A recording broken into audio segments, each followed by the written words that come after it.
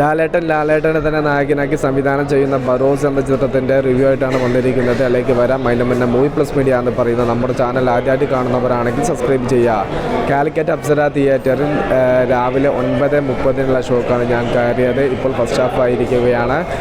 1 മണിക്കൂറും 15 മിനിറ്റുമാണ് first half ദൈർഘ്യം.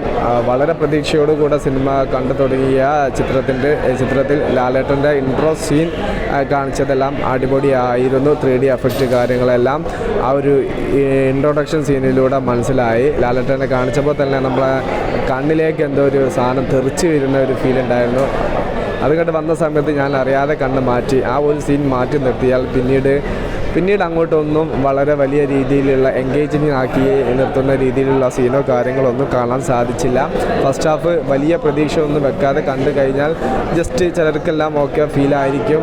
എനിക്ക് അങ്ങനെ വലിയ സംഭവമൊന്നും തോന്നിയില്ല ഫസ്റ്റ് ഹാഫ്. ഇനിയിപ്പോൾ സെക്കൻഡ് ഹാഫ് കാര്യങ്ങളെല്ലാം കുറച്ചുകൂടെ പ്രതീക്ഷയുണ്ട്, നന്നാവട്ടെ എന്ന് ഞാൻ ആഗ്രഹിക്കുകയാണ്. കാരണം ലാലേട്ടൻ ആദ്യമായിട്ട് സംവിധാനം ചെയ്യുന്ന സിനിമ, അതും 3Dയിലെത്തിയ സിനിമ, അതിന് ഡിഗ്രേഡിങ്ങോ കാര്യങ്ങളൊന്നും വരാതിരിക്കട്ടെ. ഇപ്പോൾ ഫസ്റ്റ് ഹാഫ് ഒരു ഒക്കെ ഫീൽ കിട്ടിയിട്ടുണ്ട്. ഇനി സെക്കൻഡ് ഹാഫും കൂടെ നല്ലൊരു ലെവലിലേക്ക് എത്തിയിട്ട് ആ ഒരു ഫസ്റ്റ് ഹാഫിലെ പോരായ്മ ഓവർകം ചെയ്യുന്ന ഒരു സെക്കൻഡ് ഹാഫ് വരട്ടെ.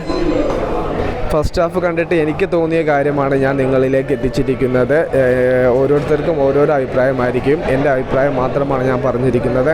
സെക്കൻഡ് ഹാഫും കൂടെ കണ്ടു കഴിഞ്ഞിട്ട് സിനിമയുടെ ഫുൾ റിവ്യൂ ആയിട്ട് വരാം. Okay, by.